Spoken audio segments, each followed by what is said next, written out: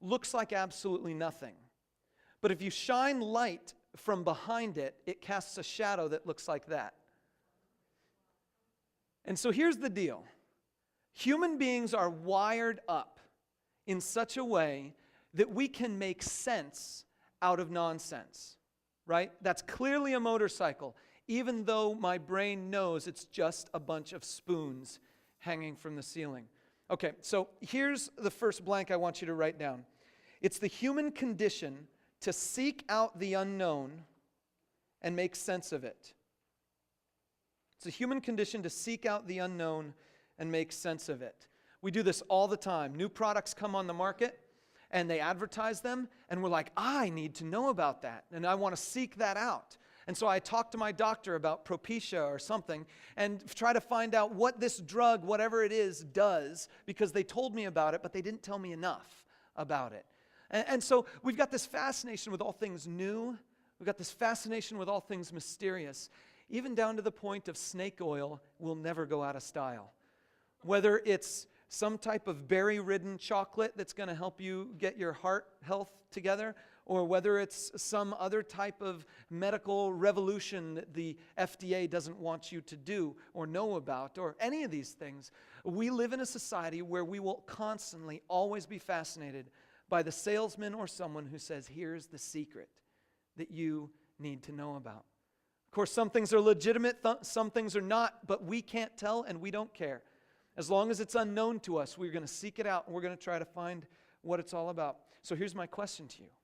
Why do we human beings have such a fascination with the unknown? Why are we drawn to it? Why do we feel like unknown things are sucking us towards them and I have to find out more? Every one of us has different interests, but still that idea, that sense that there's something out there draws all of us. Today I'm going to tell you why. I'm going to show you why by looking at Acts chapter 17. If you have the Bibles we passed out, it's on page 770. And so we're going to look at Acts chapter 17, beginning in verse 21. Just to let you know what's going on, Acts is the book that tells us the history of the early Christians. After Jesus ascended back into heaven, what the early Christians did. And one of the key guys who did stuff is the Apostle Paul. And so we're catching up to the Apostle Paul. And there's some weird situations that came up. Some people were hearing him, and some liked him, and some were trying to get rid of him. And so kind of to escape, he went to Athens. And he was all by himself. His friends were back in a former city. And so Paul is now in Athens all by himself. And we pick up the story in verse 16. For some reason it said 21, but we're going to pick it up in verse 16. Okay? Just so we get the full story here. While Paul was waiting for them in Athens, he was greatly distressed to see that the city was full of idols. So he reasoned in the synagogue with the Jews and the God-fearing Greeks, as well as in the marketplace day by day with those who happened to be there. A group of Epicurean and Stoic philosophers began to dispute with him. Some of them asked, "What is this babbler trying to say?" Others remarked, "He seems to be advocating foreign gods." They said this because Paul was preaching the good news about Jesus and the resurrection. Then they took him and brought him to a meeting of the Areopagus, where they said to him, "May we know what this new teaching is that you are presenting? You are bringing some strange ideas to our ears, and we want to know what they mean." All the Athenians and the foreigners who lived there spent their time doing nothing but talking about and listening to the latest ideas. Paul then stood up in the meeting of the Areopagus and said, "Men of Athens, I see that in every way you are very religious. For as I walked around and looked carefully at your objects of worship, I even found an altar with this inscription, 'To an unknown God.' Now what you worship as something unknown, I am going to proclaim to you. The God who made the world and everything in it is the Lord of heaven and earth and does not live in temples built by hands. And he is not served by human hands as if he needed anything, because he himself gives all men life and breath and everything else. From one man he made every nation of men, that they should inhabit the whole earth. And he determined the times set for them and the exact places where they should live. God did this so that men would seek him and perhaps reach out for him and find him. though he is not far from each one of us. For in him we live and move and have our being, as some of your own poets have said. We are his offspring. Therefore, since we are God's offspring, we should not think that the divine being is like gold or silver or stone, an image made by man's design and skill. In the past, God overlooked such ignorance, but now he commands all people everywhere to repent. For he has set a day when he will judge the world with justice by the man he appointed.